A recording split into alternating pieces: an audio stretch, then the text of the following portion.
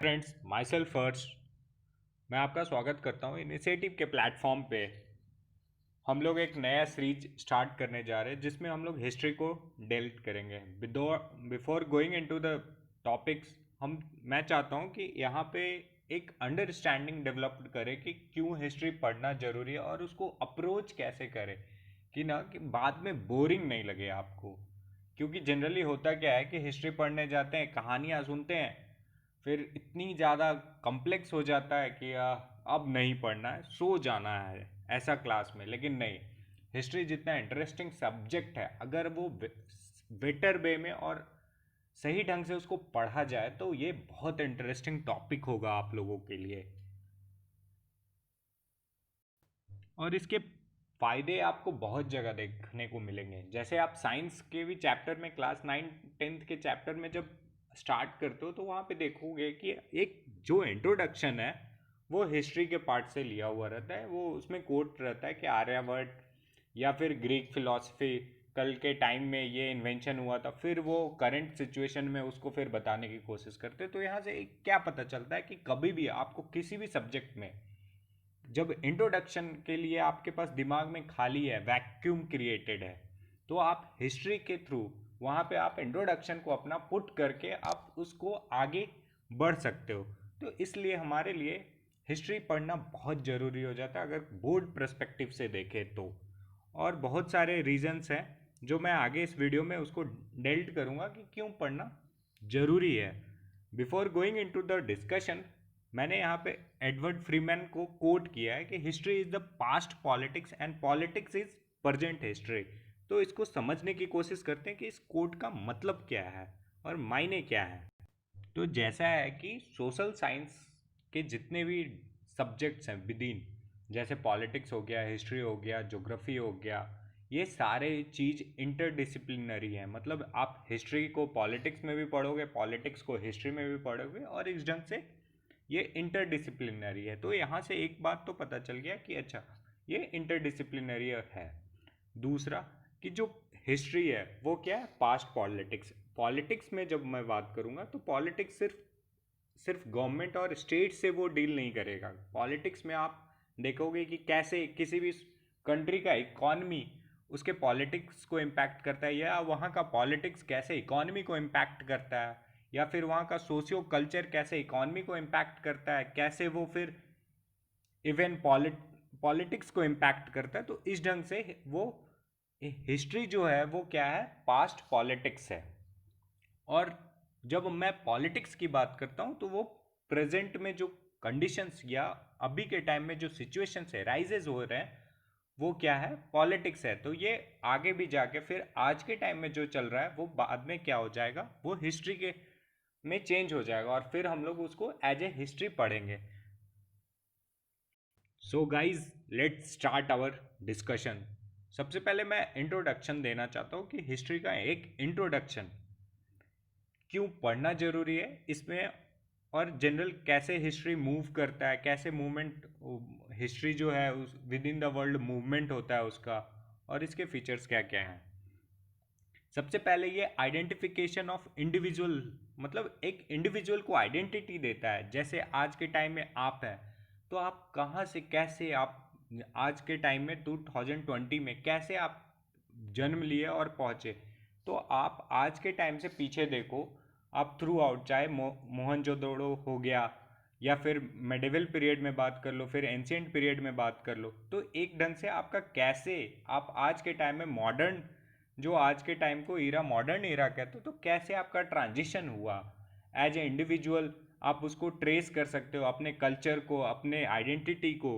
तो यहाँ से एक पता चल जाता है कि क्यों हिस्ट्री हमारे आइडेंटिटी को एक ये देता है, वैल्यू देता है। और हिस्ट्री एक, अगर दूसरा बात करें तो एक यूनिटी, एक कम्युनिटी के अंदर एक यूनिटी फॉर्म करने का भी कोशिश करता है। जैसे अगर एग्जांपल लेते हैं इंडिया का, एज ए इंडिया को हम कम्युनिटी मानते, डिफरेंट डिफरेंट लोगों को कम्युनिटी जोड़ते हैं और उसको कम्युनिटी की तरह ट्रीट करते हैं इंडिया को। तो यहाँ से क्या पता चल रहा है कि हम लोग कैसे, हम लोग अगर टुगेदर कैसे हम लोगों ने पास्ट में, मीन्स मॉडर्न हिस्ट्री में अगर देखें तो जब इंडियन इंडिपेंडेंस हुआ, वहाँ पे कैसे ब्रिटिशर्स ने हम पे राज किया और उसके थ्रू हम लोग आज के टाइम में इंडिपेंडेंस हुए, तो हम वहाँ से अपना आइडेंटिटी या फिर एक टोटल माइंडसेट को हम लोग एक क्रिएट कर सकते हैं। चाहे वो मेडिवल पीरियड से कैसे बाहर दूसरे कंटिनेंट से लोग आए और फिर हमारे कल्चर में एसिमिलेट कर गए, और इसके बाद एसिमिलेट करने का मतलब हो गया कि मिलना, और एसिमिलेट कर गया, और कैसे हम अभी तक उसको पुट फॉरवर्ड किए हुआ और उसको कैरी ऑन कर रहे हैं। तो यहाँ से एक क्या हुआ कि हिस्ट्री भी आपको एक ढंग से एक यूनिटी बनाने की कोशिश कर रहा है आपको विद इन द कंट्री, और वो चाहे आप दूसरे कंट्री में सिचुएटेड हो जाओ लास्ट में। तो इस ढंग से हिस्ट्री यहाँ पे भी हम लोग को एक फ़ायदा देता है, इसीलिए हिस्ट्री पढ़ना इम्पोर्टेंस हो जाता है। फिर अगर हम थर्ड बात करें तो ये हमारे एनालिटिकल पावर को इन्हेंस करता है। अब जब मैं बोलता हूँ एनालिटिकल पावर को कैसे इन्हेंस करता है, तो कोई भी सिचुएशन अगर पास्ट में हुआ तो वहाँ पे अगर आप देखोगे, अगर उसको एनालाइज कर लेते हो, जैसे आप मान लो कि कोई भी फ्रेंच रेवोल्यूशन है, तो फ्रेंच रेवोल्यूशन में सोशियो इकोनॉमिकल पॉलिटिकल सिचुएशंस देखोगे फ्रेंच के, तो वहाँ पे आपको पता चलेगा अच्छा ये कारण थे। इकोनॉमिक डिक्लाइन हो रहा था, पीजेंट्स वहाँ पे उनको सही ढंग से जॉब नहीं मिल रहा था। तो इस ढंग से आप वहाँ पे जब चीज़ों को एनालाइज करोगे तो उस चीज़ को वहाँ पे जो एनालिसिस है उसको आप कंटेम्पररी टाइम में, मतलब अभी के टाइम में उसको जब पुट फॉरवर्ड करोगे तो क्या क्या सिचुएशंस हो सकते हैं उसको आप देख सकते हैं। जैसे अगर हिटलर को देखो, हिटलर जैसे जर्मनी में उसका राइज हुआ नेशनलिज्म के नाम पे, तो उस ढंग से आज के इंडिया के टाइम में या फिर वर्ल्ड में जैसे आज नेशनलिस्ट लीडर्स का बोलबाला है, जैसे ट्रंप को ले लो, पुतिन को ले लो, चाहे गवर्नमेंट ऑफ ये प्राइम मिनिस्टर को भी ले लो, तो इस ढंग से हम लोग एनालाइज कर सकते हैं कि कैसे एक नेशनलिस्ट लीडर्स का उत्पन्न हो रहा है। तो हिस्ट्री इसलिए भी पढ़ना जरूरी है, और इस ढंग से पता क्या चलेगा कि जो गलतियां हम लोगों ने पास्ट में की है तो उसको प्रेजेंट में नहीं करें और फ्यूचर में भी ना हो। तो इस ढंग से हम लोग को एनालिसिस, जो पास्ट का एनालिसिस है वो हमको अभी कंटेम्पररी टाइम में भी फायदा देगा और आने वाले टाइम में भी फायदा देगा। Fourth one, determining the movement of the world. Movement of the world जब मैं बोल रहा हूँ तो मतलब जनरली हिस्ट्री को जो थ्री स्कूल ऑफ थॉट्स हैं उनका मानना है कि जो हिस्ट्री है वो थ्री वे में डेवलप्ड होती है, या थ्री वे में मूवमेंट होता है वर्ल्ड का। जो थ्री स्कूल ऑफ थॉट्स है, एक बोलता है कि नहीं, जो वर्ल्ड का मूवमेंट है वो साइक्लिक मैनर में होता है। इट मीन्स कि अगर ये चीज़ मान लो कि अगर जैसे एग्जांपल लेते हैं कि सबसे पहले स्मॉल विलेज था, स्मॉल विलेज से क्या हुआ, एक बड़ा एम्पायर बना जैसे अशोका एम्पायर। फिर क्या हुआ, वो अशोका एम्पायर का डिक्लाइन हुआ, फिर डिक्लाइन हुआ तो क्या हुआ, फिर से लोग अपने विलेजेस में जाके रहने लगे, बड़े शहरों का डिक्लाइन हुआ, विलेज की तरफ गए। फिर क्या हुआ, फिर धीरे धीरे एक फिर से मेडिवल पीरियड में देखोगे आप, चाहे वो मुगल के अंडर में हो, तो फिर वहाँ पे फिर से बड़े बड़े स्टेट बनने लगे। फिर से क्या होगा, जब ब्रिटिशर्स आएंगे फिर से डिक्लाइन होगा और फिर लोग अपने अपने गांवों की तरफ जाएंगे। फिर आज के टाइम में आप देखोगे तो फिर वो अर्बन के एरिया में रहने लगेंगे। फिर अभी कोविड-19 के सिचुएशन में देखो, जब अर्बन डिक्लाइन होगा तो फिर लोग किधर जा रहे हैं, गांव की तरफ। तो इस ढंग से जो हिस्ट्री है वो क्या साइक्लिक मैनर में रिवॉल्व करते रहती है। तो इसलिए भी हिस्ट्री को पढ़ना इम्पॉर्टेंस है कि हमेशा वो साइक्लिक मैनर में रिवॉल्व हो रहा है। तो इट मीन्स कि तुम फ्यूचर को प्रिडिक्ट कर सकते हो। एक स्कूल ऑफ थॉट्स का क्या मानना है कि वो हिस्ट्री जो है वो डिग्रेडेशन मैनर में, मीन्स कि अगर पास्ट बहुत अच्छा था फिर उसके बाद जो आने वाला टाइम है वो और ख़राब होगा, और आने वाला टाइम ख़राब होगा। अगर इसको एग्जाम्पल के वे में देखते हैं कि जैसे कि आप ले सकते हो कि इन्वायरमेंट का इशू देखो। इन्वायरमेंट जो आप एकदम सबसे एकदम सोच लो कि मिडियावल पीरियड में या मिडियावल पीरियड से पहले भी उस टाइम क्या था कि इन्वायरमेंट का कंडीशन बहुत अच्छा था। आज के टाइम में फिर क्या हुआ, इन्वायरमेंट का कंडीशन डिक्लाइन हो रहा है, धीरे धीरे वो डिक्लाइन होता जा रहा है। तो इस ढंग से वो हिस्ट्री को भी क्या मानते हैं कि हिस्ट्री जो है वो डिक्लाइनिंग मोड में चलते जाता है। जैसे अगर इंडियन फिलॉसफी का माने, इंडियन फिलॉसफी में क्या है कि राम युग को हम लोग क्या मानते हैं कि वो युग सबसे अच्छा था। वहाँ सब खुश थे। लेकिन आज के टाइम में देखो, आज के टाइम में क्या है, कलयुग, कलयुग में क्या है, सब लोगों के दुख है, मोह माया में फंसे हुए। तो इस ढंग से आप देखो कि यहाँ पे हिस्ट्री क्या कर रहा है, डिक्लाइनिंग वे में मूव कर रहा है। वर्ल्ड का जो मूवमेंट हो रहा है वो कैसा मूवमेंट है, डिग्रेडेशन मूवमेंट में। ये जो जनरली डिग्रेडेशन मूवमेंट का जो या मूवमेंट का या मैनर में जो मूव करता है, ये जो है इंडियन फिलॉसफी में हमेशा माना जाता है। Now coming to the next one, negation manner.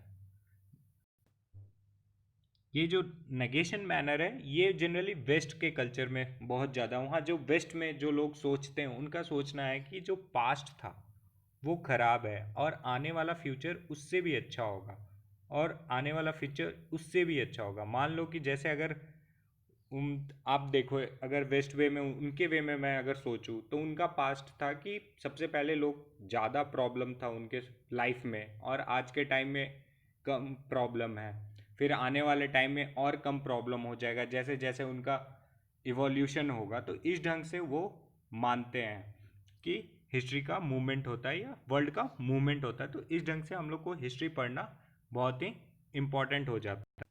अब आप लोग बोलोगे कि सर इतना कुछ इंट्रोडक्शन में कैसे सर, हम लोग बच्चे हैं या फिर हम लोग बड़े हैं, कैसे इतना चीज़ को हम लोग समझेंगे। तो मैं लास्ट में एक रामबाण भी दूंगा, जब इतना कुछ आप नहीं कर पाओगे तो सबसे बेस्ट बे मेथड क्या है हिस्ट्री को पढ़ने के लिए, या फिर कोई भी आंसर या क्वेश्चंस आ जाए तो उसको कैसे आपको पुट फॉरवर्ड करना है, अपने क्वेश्चन को आंसर करना है, तो उसका भी मैंने इसमें डिस्कशन करूँगा, लेकिन वो सबसे लास्ट में करूँगा।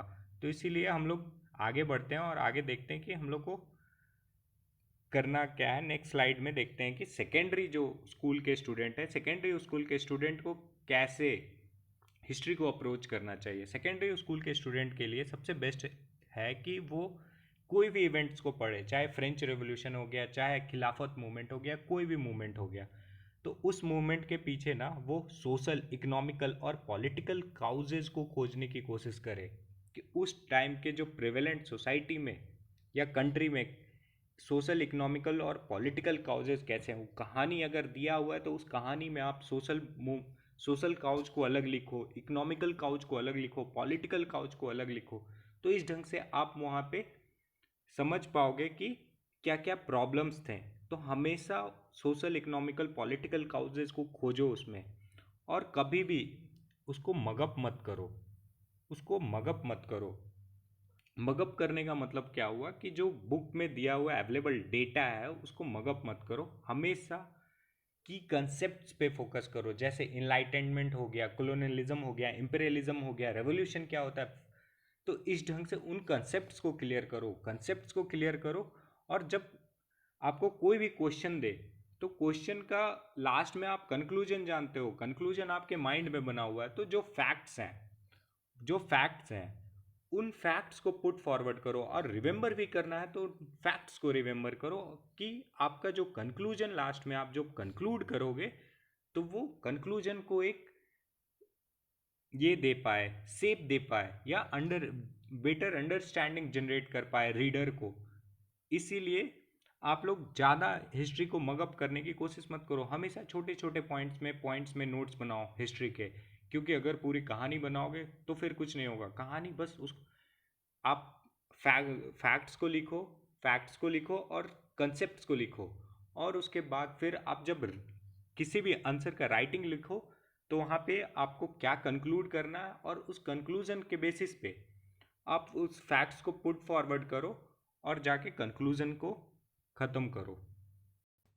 और यहाँ पे मैंने बोला है कि थिंक, लेकिन यहाँ पे मैंने बोला है कि कभी भी और किसी भी दूसरे इंडिविजुअल कैसा सोचते हैं या आपके टीचर उस पर किस ढंग का वो उनका सोच है, उनको कभी फॉलो मत करो। तुम अपने से बुक को पढ़ो और अपने से उसको एनालाइज करने की कोशिश करो, क्योंकि तुम्हारा जो इन्वायरमेंट है, तुम जिस इन्वायरमेंट में थिंक कर रहे हो, सोच रहे हो, तुम्हारे टीचर का इन्वायरमेंट का सोचने का जो स्पेस होगा वो डिफरेंट होगा। तो इसीलिए तुम अपने पाथ पे चलो रैदर देन जो पाथ तुमको कोई और दिखाता है। इसीलिए बुक को हमेशा पढ़ो, बुक को पढ़ो और खुद से उसको चीज़ों को निकालो और खुद से उसको एनालाइज करो और अपना एनालिसिस बनाने का कोशिश करो।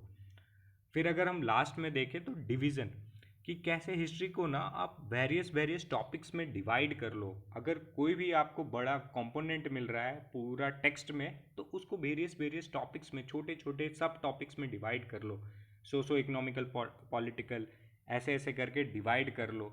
फिर या फिर इंटरमीडिएट कॉजेज क्या थे जो इसको एक्सेलरेट कर दिए सोसाइटी में विद इन, जैसे फ्रेंच रेवोल्यूशन में आप तो पॉलिटिकल, सोशल और इकोनॉमिकल कॉजेज देखोगे, फिर उसके बाद ना कुछ सर्टेन सर्टेन कैटलिस्ट का काम करेंगे चीज़ें जो ना उस काउच को इन्हांस कर देंगे और उसके कारण क्या होगा, चेंज आएगा सोसाइटी में। तो इस ढंग से ना सब चीज़ को सब डिवाइड करो, अलग अलग करो फैक्ट्स को, और उसके बाद उसको एनालाइज करने की कोशिश करो। ये था हमारे सेकेंडरी स्कूल के बच्चों के लिए। अब हम लोग देखेंगे कि हायर एजुकेशन के जो लोग हैं उनको कैसे अपने हिस्ट्री को पढ़ना चाहिए या कोई भी ह्यूमैनिटी के सब्जेक्ट को कैसे अप्रोच करना चाहिए। जब मैं हायर स्टडीज़ के स्टूडेंट के बारे में बात कर रहा हूँ, तो हायर स्टडी के स्टूडेंट के लिए क्या है कि सबसे पहला है कि वही socio economical, sorry guys, socio economical political causes को आप चेक करो। और उसके बाद क्या है कि आप सबसे पहले अपने टेक्स्ट बुक को पढ़ो। टेक्स्ट बुक को पढ़ने के बाद फिर क्या करो कि आप ना क्लासिकल बुक्स जो होते हैं, जो सर्टेन राइटर्स के द्वारा लिखे जाते हैं, उनको पढ़ो। इससे क्या होगा कि आपका एक ओवरव्यू बनेगा उस चीज़ पे, और आप जब उसको पढ़ोगे तो एक नया अंडरस्टैंडिंग आप जनरेट कर सकते हो और कुछ नया लेके आ सकते हो सोसाइटी के लिए, जो सोसाइटी को बेनिफिट करेगा। फिर आप एक इंसाइट जनरेट करो, अपना इंसाइट उस टॉपिक के लिए। और हमेशा क्या पढ़ें, कोई भी ऐरा गैरा चीज़ बाजार में जो बिक जा रहा है उसको मत पढ़ो। देखो कि वो जो बुक आ रहा है, वो पब्लिश बुक आ रहा है, वो रिसर्च बेस्ड है कि नहीं है। वो ऐसे ही कोई आके लिख तो नहीं दिया, उसमें वो रिसर्च बेस्ड बुक है कि नहीं है। ये हमेशा ध्यान देने का चीज़ है, क्योंकि बहुत सारे लोग होते हैं जो सर्टेन वे में लिखते हैं बुक्स को, और वो आपके नॉलेज को हैम्पर कर सकते हैं, आपके थिंकिंग को हैम्पर कर सकते हैं। तो हमेशा कभी भी कोई भी बुक लो तो देखो कि उसमें रिसर्च है कि नहीं है लास्ट में। क्योंकि आप अब बोलोगे रिसर्च का कैसे पता करें सर, रिसर्च उस पर जो राइटर है वो रिसर्च करके लिखा है कि नहीं लिखा है। तो बुक के आप लास्ट में या मिडिल में देखोगे कि साइटेशंस रहते हैं, तो वहाँ से आपको पता चलेगा कि जो राइटर है वो समथिंग किया है, रिसर्च किया है उस पर, तब जाके उसको वो लिखा है। फिर हमेशा कंटेम्प्रेरीज बुक को जो मार्केट में आते हैं उसको हमेशा पढ़ो, क्योंकि वो कंटेम्प्रेरी जो बुक आएंगे वो आपके नॉलेज को हमेशा इन्हांस करेंगे।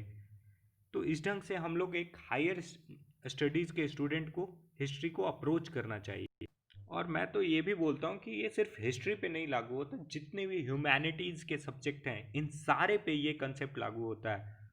और गाइज मैंने स्टार्टिंग में ही बोला था कि जब ये सब कुछ नहीं समझ में आए तो मैं लास्ट में एक रामबाण दूंगा, वो आपको काम देगा। चाहे आप कोई भी एग्ज़ाम की तैयारी करते हो या कोई भी आंसर लिखना है तो उसके लिए आपको काम देगा। तो हमेशा आप जब हिस्ट्री पढ़ो तो ये 5W और 1H का कंसेप्ट को आप अप्लाई करके आप चीज़ों को हमेशा 5 Ys, 5 Ws और 1H को खोज के आप उसमें जनरेट कर सकते हो। कि जैसे अगर मान लो कि कोई भी रेवोल्यूशन है, जैसे मैं एग्जांपल ले लेता हूँ कि फ्रेंच रेवोल्यूशन को, तो वो व्हेन कब हुआ, वेयर कहाँ हुआ, वाई क्यों हुआ, और हु मतलब उसमें कंटेम्प्ररी जो लीड कर रहे थे उस मूवमेंट, और व्हाट आर द काउजेज। तो इस ढंग से आप कर सकते हैं how this evolves during that time. तो इस ढंग से एक जनरल इंक्वायरी, जब आपको हिस्ट्री नहीं समझ में आए तो एक जनरल इंक्वायरी के बेसिस पे उसमें इंसाइट जनरेट करने की कोशिश करो उस चैप्टर में या उस बुक में। गाइस, तो मैं यहाँ पे अपने लेक्चर को समाप्त करता हूँ, और मैं कोशिश करूँगा कि आपका जो हिस्ट्री का जो मॉड्यूल है मैं इसको थोड़ा कॉमेडी के बेसिस पे इसको बनाने की कोशिश करूँ कि आप ज़्यादा इंटरेक्ट कर सको अपने हिस्ट्री के सब्जेक्ट से। क्योंकि जनरली हिस्ट्री जो होता है वो महा बोरिंग सब्जेक्ट होता है। लोग बोलते हैं कि आज सोने का दिन है, जब भी आपको क्लास में मैम्स आती हैं या सर आते हैं पढ़ाने के लिए, आप बोलते हो कि नहीं आज सो लो भैया, आगे के 2 बेंच के बच्चे वो कुछ कुछ सुन लेते हैं, बाकी सारे क्लास में बच्चे सो जाते हैं। तो guys thank you so much. Please guys आप लोग इसको सब्सक्राइब करें, लाइक करें और शेयर करें अपने फ्रेंड्स के साथ, और हमें सपोर्ट करें guys. Thank you so much.